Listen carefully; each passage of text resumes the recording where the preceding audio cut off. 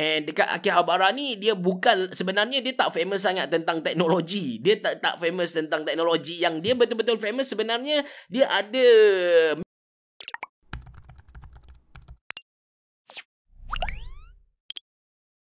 Assalamualaikum warahmatullahi wabarakatuh. Selamat datang ke channel Ashraf Jeffrey, yang mana dekat channel ni saya just nak kongsikan pengalaman dan juga pendapat peribadi saya. Dalam episod kali ni, saya nak kongsikan dengan anda satu bandar yang popular dekat Jepun yang orang Malaysia memang tahu tentang dia lah. Bila tanya orang Malaysia, kebanyakannya bila orang tanya orang Malaysia tentang Jepun, bandar apa yang dia orang kenal, biasanya orang akan sebut Tokyo, lepas tu Osaka, Hokkaido, dan salah satu lagi ialah Akihabara. So Akihabara ni adalah bandar teknologi, dipanggil macam tu lah. And saya memang betul, bila saya sampai dekat Jepun, tempat yang paling saya nak pergi, yang paling saya nak jejak kaki adalah Akihabara. Sebagai seorang tech, kita panggil apa, tech yang orang-orang yang minat kepada teknologi ni, apa, tech geek ke apa, tak kisahlah.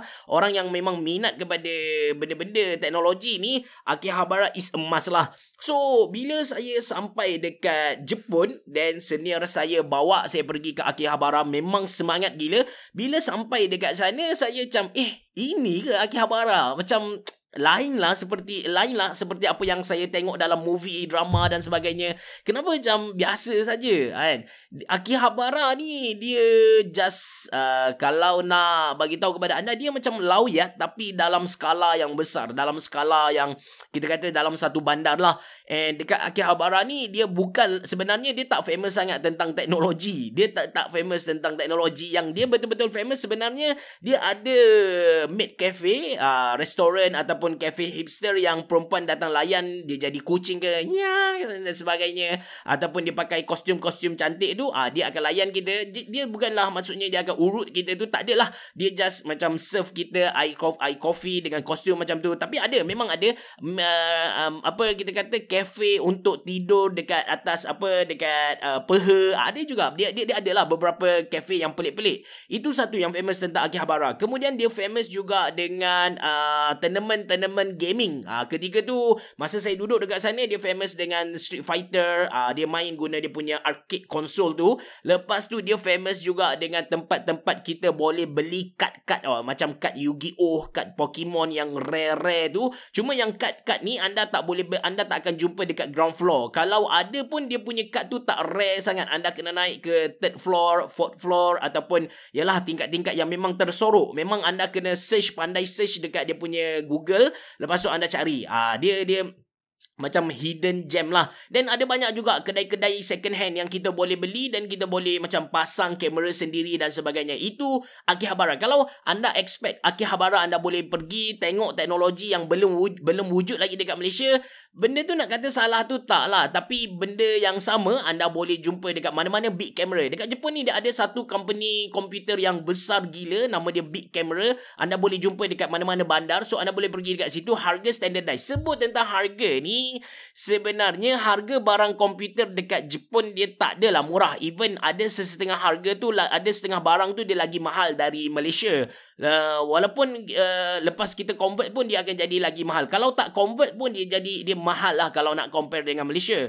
So dari segi harga tu, kalau kita cakap tentang second hand punya produk, mungkin yes murah. Tapi kalau kita cakap barang-barang baru, sebenarnya tak murah sangat lah.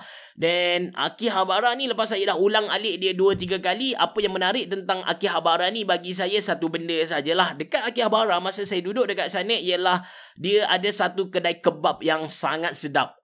Kedai kebab sangat sedap. Dia ada juga food truck, tapi orang kata food truck tu haram, yang kedai tu halal. So saya pergi makan dekat kedai tu lah. Dan jalan-jalan lah dekat Akihabara. Normally saya pergi sebab nak guide orang datang ke Jepun, nak tahu Jepun tu apa. So saya akan guide pergi sana. Kalau tak, memang tak pergilah. Saya pun tak pergi maid cafe apa semua tu. Kita macam nak pergi tapi segan, so kita tak pergi.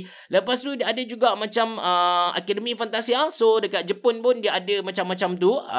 Yang famous ketika saya hidup dulu ketika saya dekat sana, dia ada satu grup yang dipanggil sebagai AKB48. So AKB stand for Akihabara. Dia ada banyak lagi, Nagoya 48 tu stand for 48 orang. Dia macam ada akademi lah, something like that dekat sana. So okay, Dekat Akihabara ni ada satu kes yang sangat-sangat popular. Ada seorang pemuda, dia sewa lori lori yang besar gila. Dia langgar orang. Tak silap saya dia langgar dalam 5-6 orang, yang mati dalam 2 orang. Kemudian dia tak habis sampai situ. Dia turun dari dia punya lori tu, dia ambil pisau, dia tikam-tikam orang. Tak silap dalam kes kali tu 5 orang matilah. Tapi ini adalah satu kes yang sangat besar, berlaku pada 2008. Ketika tu saya dekat Malaysia lagi. So bila disiasat, sebenarnya orang yang buat ni adalah orang yang nak kata mental pun ada juga. Dia macam dah burst lah. Kalau ditengok balik pada dia punya background family, dia datang dari satu family yang sangat-sangat bagus. Dia pun adalah seorang leader untuk kelab tenis dekat sekolah dia dulu. Cuma dia punya kehidupan ni start jadi teruk bila mana dia nak masuk ke Hokkaido University tapi tak lepas. Mungkin result dia rendah dan sebagainya. So ketika tu family dia start pressure dia, macam bagi tahu, kau ni tak bagus lah, kau ni fail lah. Ayah dia memang pressure dia dengan adik dia, but adik dia successful, dia jadi macam pelik sikit. Hubungan dia dengan family makin teruk dan hasil akhir dia adalah tadilah dia pergi langgar orang dan sebagainya. Sebenarnya pressure yang ada dekat Jepun tu sangat-sangat betul. Kalau kita kata suicide rate dekat Jepun paling tinggi, sebenarnya tak tepat. Sekarang yang paling tinggi tak silap saya ialah Korea.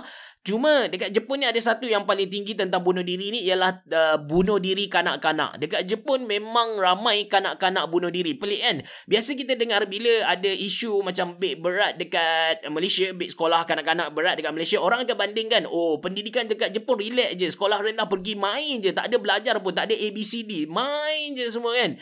Which is benda tu betul. Memang kalau dekat sekolah rendah Jepun memang dia orang banyak main lah. Tapi disebabkan perubahan peredaran masa, and dia punya parent ni dah start jadi nakkan anak berjaya, nakkan anak ni dapat universiti yang tinggi-tinggi. So lepas sahaja habis sekolah, anak-anak tadi yang parent dia memang nakkan akademik ni akan dihantar ke pusat tuition yang memang kita kata berkaliber. So basically apa yang berlaku dekat Jepun, sekolah tu dah jadi macam nursery. Dia jadi tempat untuk mengasuh anak-anak dia, dan yang betul-betul belajar dekat tuition. So kalau anak dia tak dapat masuk universiti yang dia nak, dia akan mulalah condemn dan akan diboykot dan sebagainya. At last anak tu akan bunuh diri. Sampai satu level, saya tak pasti ni tahun bila, ada satu penyanyi Jepun, kacukan. Just side story, dekat Jepun ni kacukan kita panggil dia sebagai half lah. Half ni maksudnya dia ayah dia Jepun, mak dia mungkin bukan Jepun. So kita panggil dia sebagai half. So half dekat Jepun dia dah conquer industri hiburan dekat Jepun. Sebab anda bayangkan kalau mak dia Jepun, ayah dia US, mesti lawa gila kan. Sama juga kalau mak dia Jepun, ayah dia Ashraf Jeffrey, Melayu, mesti kacak gila anak kan. So samalah sekarang dia sedang conquer dekat sana. Balik pada cerita kita tadi, pada 1 tahun tu saya tak ingat, ada seorang penyanyi Jepun nama dia Angela Aki, tak silap saya. Dia buat satu lagu nama dia Tegami. Saya suka lagu tu. Tegami bermaksud surat lah. Nah, dalam bahasa Jepun, lagu tu berkisarkan dia dari masa hadapan tulis surat kepada dia yang 13 tahun yang lepas, ataupun ketika umur 13 tahun. Saya tak berapa ingat sebab ni cerita lama So basically dia nak cerita kalau gagal pun jangan fikir yang kita dah sampai satu dead end ataupun jalan mati. Tak, masih ada banyak lagi masa untuk kita ubah diri. Lagu tu dia buat, lepas tu dia pusing satu Jepun, sekolah-sekolah satu Jepun untuk sampaikan pesanan ni. Barulah budak-budak macam tak bunuh diri lah. Ada banyak sebab budak-budak dekat Jepun ni bunuh diri. Satu sebab akademik tadi, bila mana akademik dia tak cantik, maka mak-mak ayah dia ni akan macam blame dia lah. Cakap, oh ni Shippai Sakuhin lah, produk yang gagal lah. Abang kau elok-elok je pergi island, kenapa kau pergi Jepun? Contoh lah. Jadi itu sebab yang pertama. Yang kedua, dekat Jepun ni dia pelik sikit dekat Jepun. Ini benda yang sangat pelik masa mula-mula saya sampai dekat Jepun tu, saya masuk tahun ketiga dekat universiti. Saya kawan dengan satu mamat ni, kawan sampai level dah pergi main pingpong sekali. Bukan level kita kata level kawan biasa-biasa lah, dah memang lepak dekat dia punya hostel dan sebagainya. Dan sampai satu level dia pun tanya saya, Tomodachi ni nate kureru, boleh tak awak jadi kawan saya? Saya macam Pelik gila, kenapa kau nak, yelah kau nak minta izin sampai level tu. Macam nak couple tau. Macam, boleh tak kau couple dengan aku? Something like that. Masa tu saya tak boleh brain tau. Kita kan dah kenal. Kita dah lepak. Main pingpong sekali dan sebagainya. But kenapa kau tanya aku boleh tak jadi kawan? Dekat Malaysia, kita kenal nama je. Kita jumpa dia. Bro, nama apa? Nama saya Ashraf Jeffrey. Nama kau apa? Nama kau Karim. Lepas tu kita jumpa dekat orang. Kita dah bagi tahu dah. Aku dengan Karim tu kawan tau. Kan? Malaysia simple je. Kita kenal terus automatic kawan punya. Dia auto tick punya kan. Tapi dekat Jepun tak. Itu adalah budaya dia yang mana dia memang walaupun kita dah kenal lepak dalam satu kelas walaupun 1 tahun sekalipun, selagi dia tak iktiraf kita sebagai kawan, maka kita bukan kawan dia. Kita tak boleh claim yang dia adalah kawan kita. So itu adalah budaya pelik yang berlaku dekat Jepun. Anda boleh tengok ada satu movie drama dekat Netflix iaitu Hiragi Sensei something. Dia benda yang lebih kurang tu lah. Itu adalah budaya yang berlaku dekat Jepun tentang kawan dalam kelas dan sebagainya. So budaya apa asobiah yang berlaku dekat sekolah-sekolah Jepun ni sangat tinggi. Sangat tinggi sebab dia bergantung kepada kasta-kasta. Kalau budak tu dia masuk dalam kelab swimming, yang mana dalam kelab swimming tu dia pegang sekolah tu, maka budak tu akan dipandang mulia dan akan dia angkat lah, something like that. Dan budak yang tak dapat achievement apa-apa akan ditinggalkan, diboykot dekat belakang. So budak ni dia akan down dan sebagainya. So basically budaya bunuh diri di kalangan kanak-kanak dekat Jepun ni sangat tinggi. Bila saya fikir-fikir balik kan, saya tak nafikan apa yang Jepun buat di peringkat kita kata education level yang government gazetkan tu adalah satu benda yang bagus kalau nak dibandingkan dengan Malaysia. Tapi kalau kita tengok the whole game, kita tengok kepada third party yang terlibat, maksudnya parent-parent yang terlibat, guru-guru tuition yang terlibat, budak-budak dalam tu yang terlibat, saya rasa Malaysia is better than Jepun lah. Malaysia lagi bagus dari Jepun. Cuma itulah big anak memang berat lah. Anak saya baru darjah 2 tahun ni, beg dia tu saya dah dapat rasa berat lah. Saya boleh angkat, of course saya boleh angkat, tapi untuk seorang kanak-kanak perempuan bagi saya sangat berat. Itu pun sekolah dia dah bagus lah. Dia bagi macam locker untuk anak-anak simpan dalam tu kan.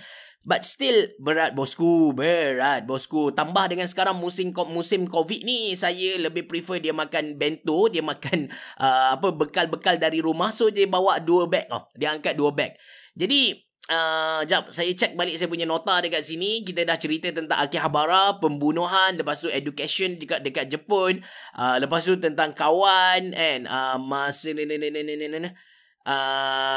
so basically itu sahaja untuk perkongsian kali ni. Cuma janganlah anda pergi Jepun lepas anda dengar cerita saya Akihabara tak ada apa. Anda kena pergilah. Kalau anda pergi dekat Tokyo tu, saya suggest anda untuk satu hari anda pergi trip dari contoh anda duduk dekat mana? Duduk dekat Shinjuku ke? So anda boleh pergi dekat Ueno.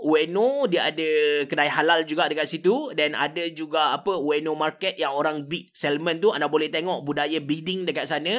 Lepas tu anda boleh pergi Akihabara. Dari Akihabara tu anda boleh turun pergi ke Shibuya ataupun Ginza. Dia ada dia punya ni lah. Mungkin bila dah open nanti saya akan buat video khas untuk tour anda ke Jepun. Tapi saya pun dah lupa. Saya boleh lah tengok balik dia punya map tu. Saya boleh kongsikan dengan anda. Atau kalau anda berminat untuk jadikan saya sebagai pemandu pelancong anda dekat Jepun, saya alu-alukan anda untuk bayar saya. Itu sahaja untuk video kali ini. Terima kasih kerana menonton dan juga mendengar. Assalamualaikum warahmatullahi wabarakatuh. Bereboh. Jumpa lagi.